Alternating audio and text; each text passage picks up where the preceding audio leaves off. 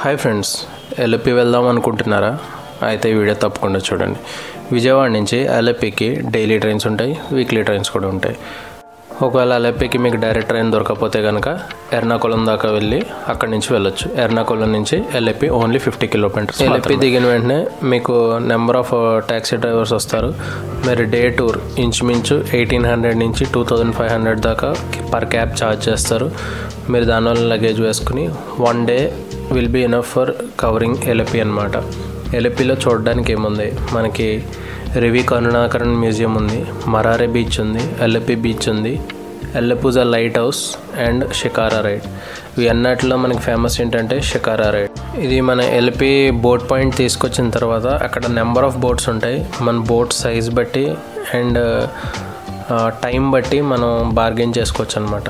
ఇంచుమించు 1500 per hour నుంచి 3000 దాకా ఉంటుంది, depends upon the boat and all. మనకి ఏంటంటే 1 అవర్ దాకా మొత్తం బ్యాక్ వాటర్స్ అంతా తిప్పి మళ్ళీ తీసుకొచ్చి డ్రాప్ చేసేస్తారు ఈ రైడ్ చేయడానికి.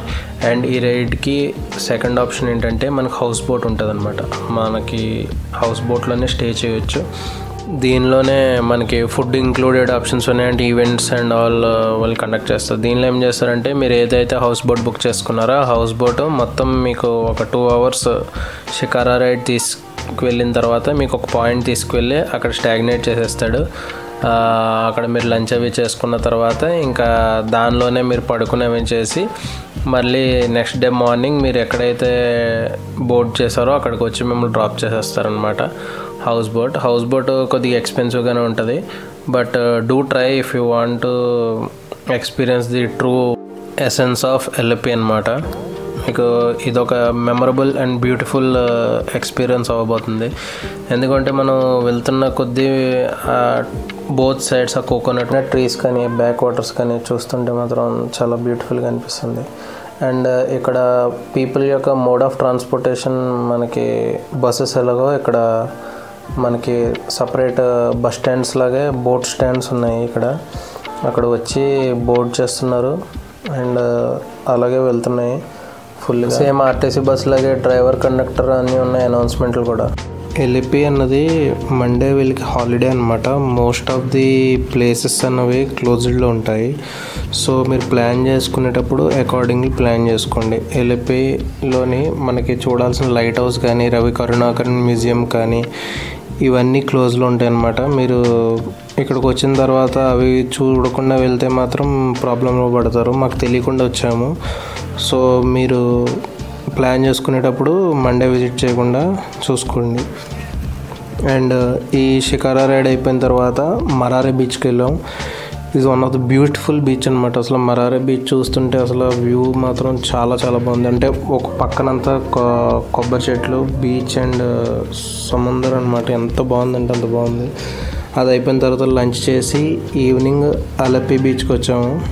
అలపి బీచ్ కూడా చాలా బాగుంటుంది. ఇదే మరారా బీచ్ అనమాట. అండ్ ఆఫ్టర్ దట్ అలపి బీచ్కి వచ్చాము. కొద్దిగా క్లౌడీగా ఉంది. ఇక్కడ మనకి డిఫెన్స్కి సంబంధించిన బోట్ అవి పెట్టారు, అవి చూడొచ్చు. ఇంతకుముందు ఇక్కడ ఏమైనా బ్రిడ్జ్ ఉండాలేమో, అది తీస్తారు.